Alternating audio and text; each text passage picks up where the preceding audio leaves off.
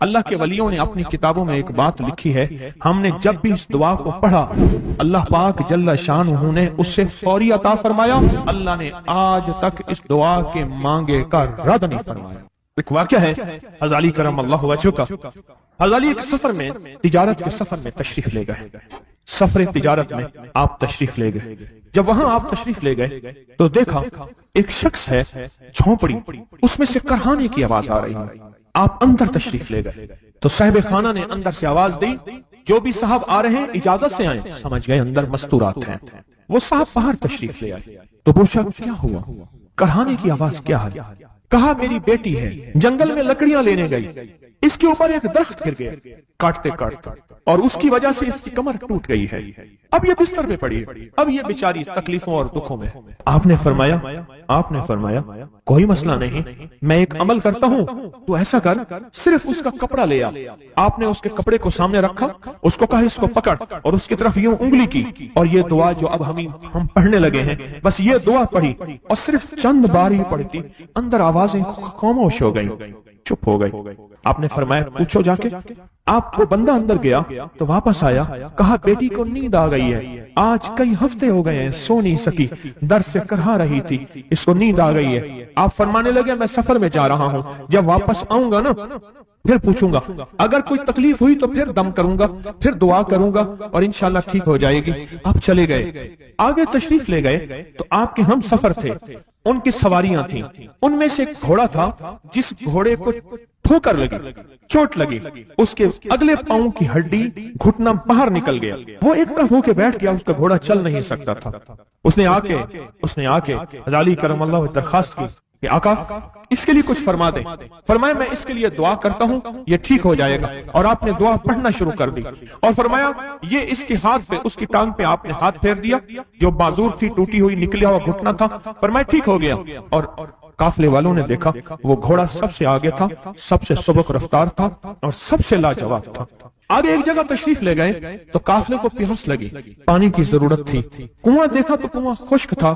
آپ نے فرمایا کوئی بات نہیں، یہ دعا پڑھی، اور دعا کو پڑھ کے اپنا لعاب کنویں میں ڈال دیا۔ فرمایا کنویں میں پانی کا ایک جوش اٹھا، اور پانی اٹھا اور منڈیر سے باہر نکلا، لوگ پینے لگے تو آپ نے روک دیا۔ فرمایا مت پیو، کنویں کا جو کھڑا کالا پانی ہے وہ نکل جائے، اور پھر شفاف پانی جب نکلا فرمایا یہ پانی پیو، مشیزیں بھرو، سواریوں کو پلاؤ۔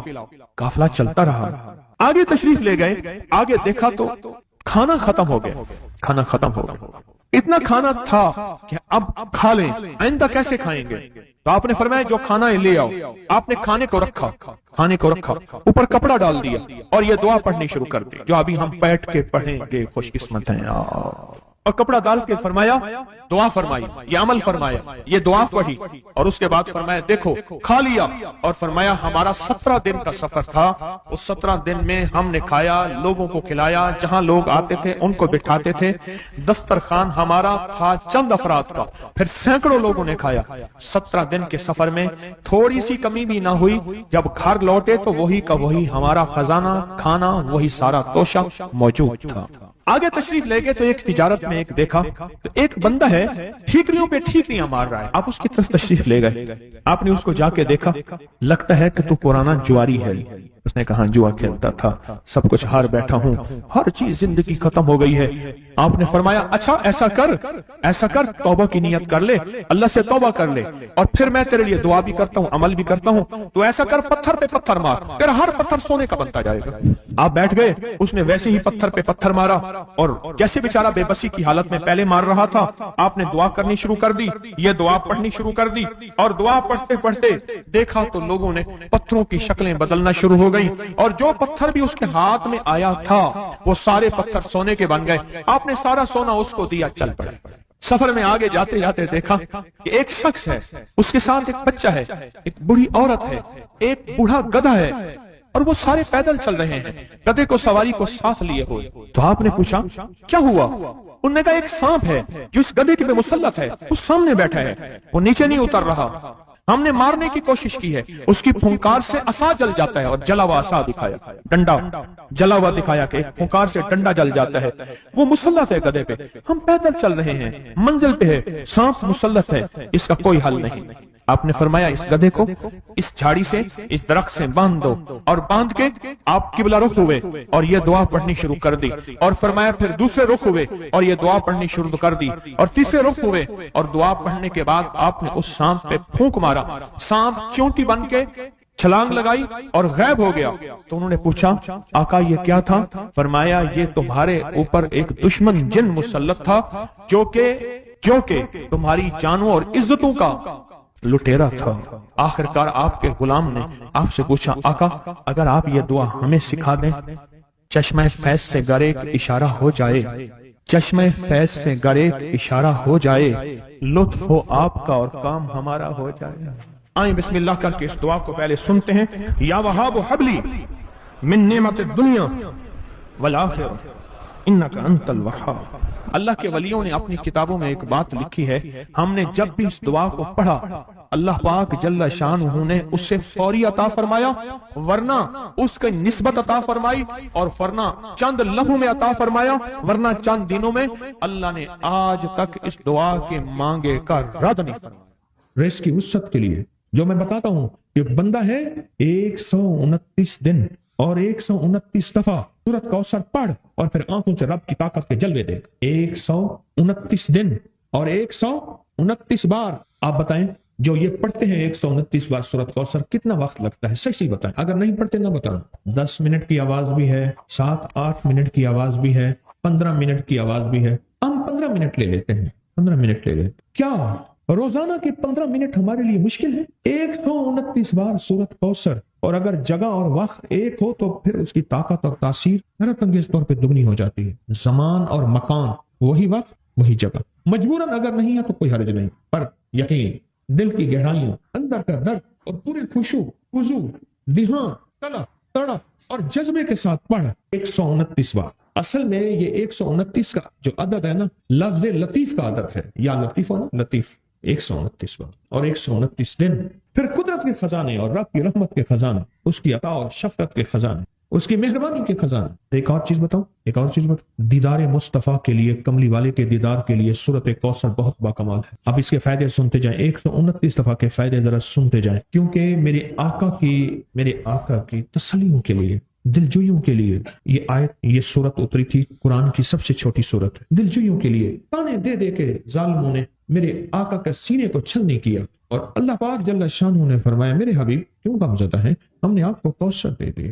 اور میرے حبیب یہ جو تانے دینے والے ہیں، آپ پہ جادو کرنے والے ہیں، آپ پہ نظر بد کے حملے کرنے والے ہیں، اور آپ کے ساتھ حسد کرنے والے ہیں، یہ ان نشان آقا ابتر، یہ تو ایسے ابتر ہوں گے، ان کی زندگی ابتر ہوگی، ابتر سے ابتر اور ابتر ہوگی کہ بس زمانہ دیکھے گا وہ شماتت الاعداء، اور ان کے دشمن ان پہ ہنسیں گے، ایسے ابتر ہوں گے۔ 129 بار سورۃ کوثر دیدار مصطفیٰ کے لیے، 129 بار سورۃ کوثر جادو کے آخری توڑ کے لیے، 129 بار سورۃ کوثر جادو کو خود پلٹانے کے لیے، پلٹ جاتا ہے۔ 129 بار سورۃ کوثر آفات اور بلیات کو دور کرنے کے لیے، 129 بار سورۃ کوثر انزائٹی، ٹینشن، ڈپریشن اور اسٹریس کے لیے، اور 129 بار سورۃ کوثر پرسکون نیند کے لیے، 129 بار سورۃ کوثر پرسکون زندگی کے لیے، اور 129 بار سورۃ کوثر پھر دنیا حسنہ کے لیے۔ وہ طاقتور چیز ہے جو 7 نسلوں کو کھلاتی بھی ہے، پلاتی بھی ہے، سکون کی نیند سلاتی بھی ہے، اچھا لباس پہناتی بھی ہے، عزتوں کے تاج سر پہ رکھواتی بھی ہے۔ نوری لقمہ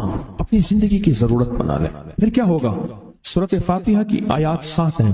اللہ 7 آسمان اور 7 زمین کی جتنی بھی برکات ہیں، برکات من السماوات والارض، اللہ 7 آسمان اور 7 زمین کی ساری برکات اس کو عطا کر دے گا، اور لوگوں کو پتہ ہی نہیں ہوگا کہ یہ بندہ کتنا مالدار ہے۔ روحانیت کی طاقت اور روحانیت میں کتنا آگے ہے کوئی پہچان بھی نہیں سکے گا کہ روحانیت میں یہ بندہ کتنا آگے ہے اور کتنا آگے سے آگے بڑھ گیا ہے، کسی کو علم بھی نہیں ہوگا۔ نوری لقمہ اپنی زندگی کی مجبوری بنا لے، اور نوری لقمہ اپنی زندگی کی ضرورت بنا لے، پھر دیکھیں کمالات۔ کیوں؟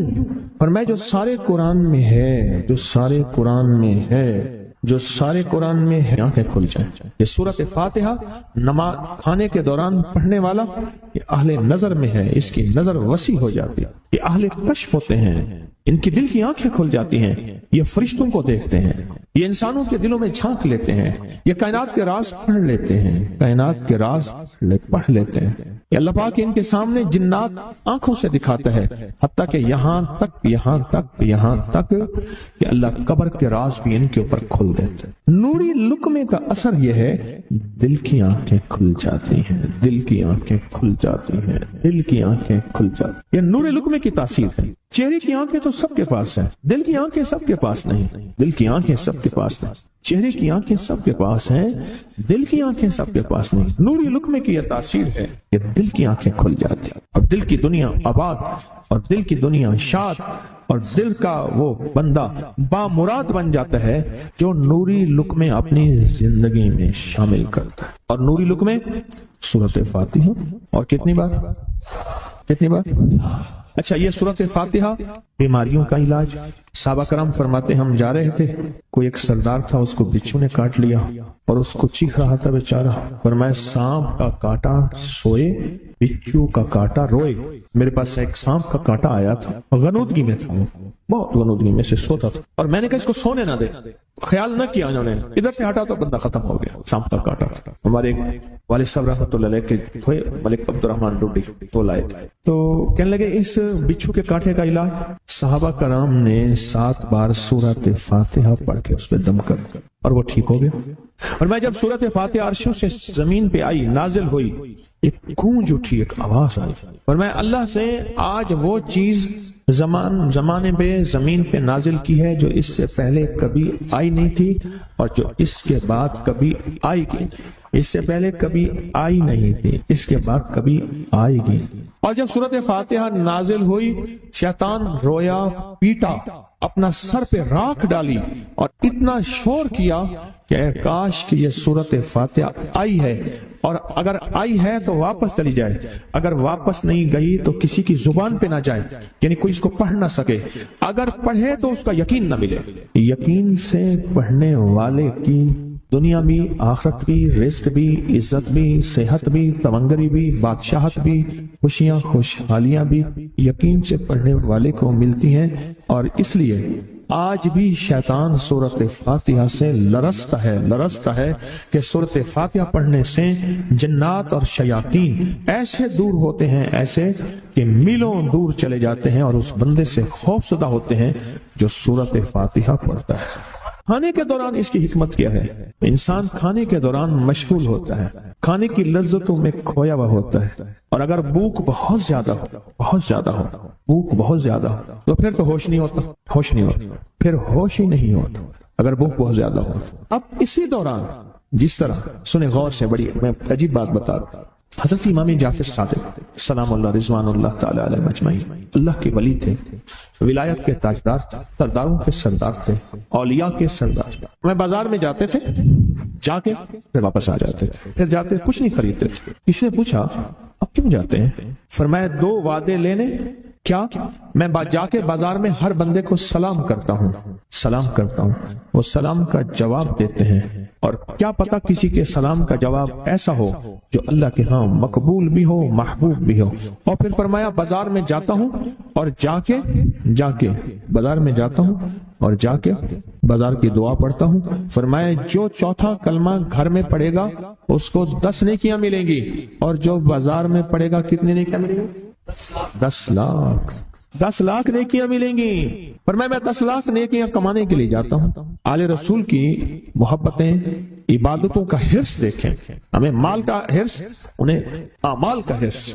وہی دعا، وہی چوتھا کلمہ گھر میں پڑھیں، 10 نیکی ہیں، بازار میں پڑھیں کیونکہ وہ ہر بندہ مشغول ہے، دنیا میں، مال میں، چیزوں میں، بھاؤ تاؤ میں لگا ہوا ہے، وہی بازار میں پڑھیں تو 10 لاکھ نیکیاں۔ اسی طرح کھانے کے دوران جب لذت ہے، کھانے کے دوران ذائقہ ہے، اور کھانے کے دوران لذت اور ذائقے میں اگر کوئی بندہ سورۃ فاتحہ پڑھ لے تو اللہ کہتا ہے تو ان لذتوں میں مجھے نہ بھولا، ان کھانے کی چیزوں میں مجھے نہ بھولا، ان ساری کیفیتوں میں مجھے نہ بھولا، اللہ خوش ہوتا ہے اور پھر اللہ جل شانہ اسے 7 آسمان اور 7 زمین کی برکتیں حوالے کر دیتا ہے، اور جس کے پاس 7 آسمان 7 زمین کی برکتیں ہوں، یہ ساری عبادتیں کھانے کے دوران کوئی معنی نہیں رکھتی، پھر ایسی سمیٹ کے اللہ کائنات کو اسے دے دیتا ہے۔ نوری لقمے کی تلاش کریں، نوری لقمہ زندگی میں لے آئیں، بڑی خوشحال زندگی گزرے گی، بہت لاجواب زندگی گزرے گی۔ 7 دفعہ سورۃ فاتحہ سے قرضے اتر جاتے ہیں، 7 دفعہ سورۃ فاتحہ سے بیٹے مل جاتے ہیں، 7 دفعہ سورۃ فاتحہ سے نعمتیں، اور 7 دفعہ سورۃ فاتحہ وہ طاقتور چیز ہے جو 7 نسلوں کو کھلاتی بھی ہے، پلاتی بھی ہے، سکون کی نیند سلاتی بھی ہے، اچھا لباس پہناتی بھی ہے، عزتوں کے تاج سر پہ رکھواتی بھی ہے۔ کہیں انشاءاللہ۔ آپ سوچیں کون سا مشکل عمل، بہت زبردست عمل ہے، 1 منٹ کا کام ہے اور کام بن جاتا ہے۔ اور میں نے اس کی اجازت جتنی مشکل سے لی تھی نا، اس عمل کی بہت مشکل سے اجازت، اور جس دن لی تھی اسی دن فیصلہ کیا تھا انشاءاللہ اسے چھپاؤں گا نہیں، انسانیت مخلوق کو بتاؤں گا۔ اور یہ 7 دفعہ سورۃ فاتحہ جو دل کا مریض ہو مجھ جیسا، اس کا بھی علاج ہے، جسمانی ہو یا روحانی۔ میں نے پچھلی دفعہ کہا نا کہ میں دل کا سخت مریض ہوں اور آج بھی ہوں، دعا کرو موت تک نہ رہوں، اور میں دل کا سخت روحانی مریض ہوں، جسمانی نہیں ہوں۔ میری پچھلی دفعہ کی وجہ سے پوری دنیا میں کوہرام مچا ہوا ہے کہ بابا گیا، جانا تو ہے، جانا تو لازم ہے۔ پچھلی دفعہ میں نے وہ کہہ دیا کہ میں دل کا سخت مریض ہوں، میرے لیے دعا کرو، وہ یہ مریض ہوں، روحانی مریض ہوں، روحانی مریض ہوں۔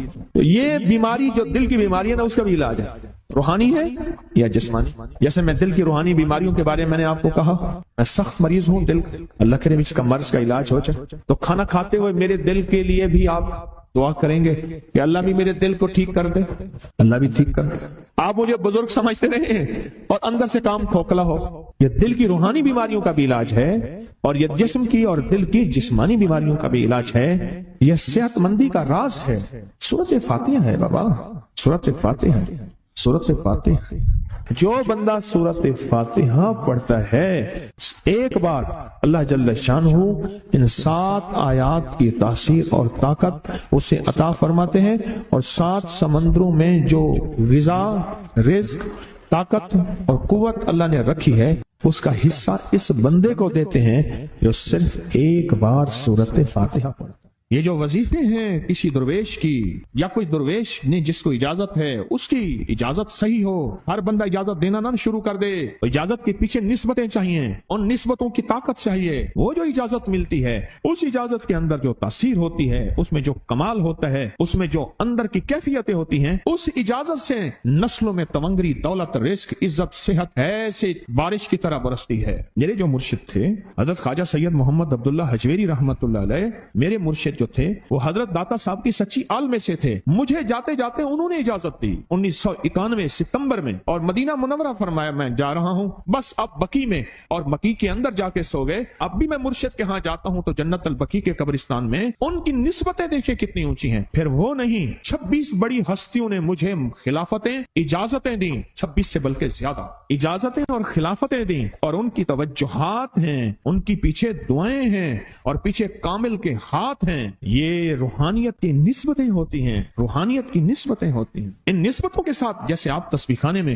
ماشاءاللہ پوری دنیا میں لوگ یہاں آئے ہوئے ہیں، اور بڑے بڑے ہستیاں یہاں آئی ہوئی ہیں جو مٹی ہو کے چٹائیوں پہ پڑے ہیں، خواتین میں بھی، مردوں میں بھی، بڑے بڑے عہدوں والے، عزتوں والے، بڑے بڑے مقام والے یہاں اپنے مرشد خانے میں بے حیثیت ہو کے پڑے ہیں۔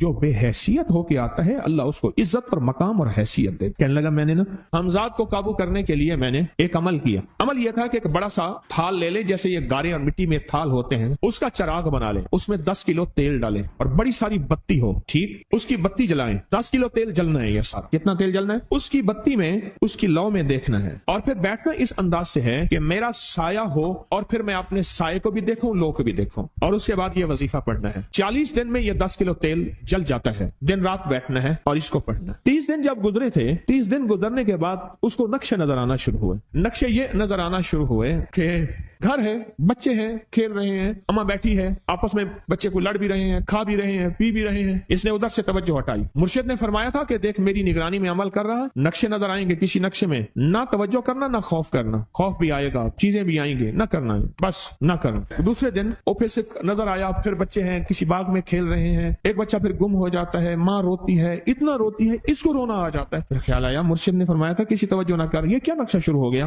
اچھا 2 دن کے بعد نقشہ آیا، بچے کھیلتے کھیلتے کھجور پہ چڑھ گئے، ایک بچہ جو اوپر سے گرا اس کے بازو ٹوٹ گئی، لات ٹوٹ گئی، اب پتہ چلا وہ تو مر گیا۔ اب اس کی میت پہ جو اماں نے بین ڈالے، جو ابے نے روئے اور گھر کی مائیاں روئی، اصل اس کو وظیفے سے ہٹانا تھا اور اس کی نظر جو وہ وہاں سے نظر سے ہٹانا تھا۔ پھر اس کو مرشد کا خیال آیا کہ توجہ نہیں ہٹانی، دھیان نہیں ہٹانا۔ پھر خیال آیا جب مرشد کامل ہو فائدہ کبھی نہیں ہوگا جب تک یقین کامل نہ، اصل توجہ ہٹانی ہے۔ اور بہت زیادہ رونا اور اتنا رونا کہ سرکار کا خیال آیا، بچے کو لے جا رہے ہیں، اس کی میت پھر قبر کھود رہے ہیں، پھر اس کا یہ کر رہے ہیں، رونا اتنا کہ اس کے آنسوں، رونے کی کوئی کیفیت تھی مائیوں کی۔ 2 دن ابھی رہتے تھے 40 دن میں سے، تو پھر وہی گھر نظر آیا، بچے کھیل رہے ہیں، شوہر آیا، اس نے آ کے کہا مجھے روٹی دو۔ اس نے کہا گھر میں تو کچھ بھی نہیں ہے، لکڑیاں ہی نہیں ہے، آپ نے کچھ دیا ہی نہیں۔ میاں بیوی کی لڑائی ہو گئی، انہوں نے کہا پھر ٹھیک ہے میں آج سب کو جلا دے۔ اس نے کہا لکڑیاں لے آیا، ادھر ادھر سے لکڑیاں لا کے نہ سے اس نے لکڑیاں جلائیں، بچوں کو اٹھا کے جو ڈالا آگ میں، جو چیخیں نکلی بچوں، دوسرے کو پکڑ کے ڈالا، تیسرے کو ڈالا، چوتھے کو ڈالا، آگ میں ڈالتا جا رہا ہے، مائی چیخ رہی ہے، کوہرام ہے، زندہ بچوں چھوٹے معصوموں کو آگ میں ڈال رہا ہے، ڈالتے ڈالتے کہنے لگے تو بچ گئی ہے بھائی،